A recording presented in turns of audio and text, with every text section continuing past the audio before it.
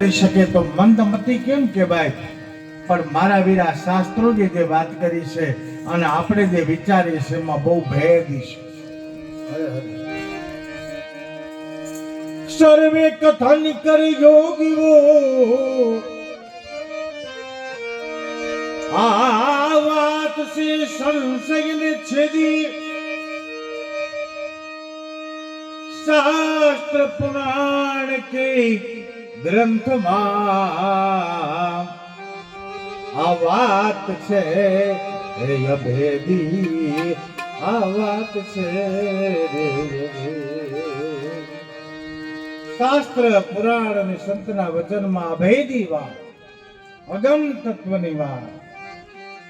વ્યાસજીએ પ્રકાશ પડ્યો. કાલ સવારે એવું મને કોઈ નામાવલીનો ઉલ્લેખ થઈ જાય, ભગવાન અમારું શાસ્ત્ર છે, અમારું શાસ્ત્ર છે, આવું જગતના લોકો પ્રતિપાદન ન કરે એટલા માટે લખ્યું સત્યમ પરમ ધીમહિ.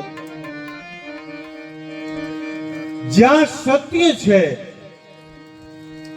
જ્યાં ધર્મ છે, જ્યાં દયા છે, ત્યાં મારો પરમાત્મા બિરાજે છે.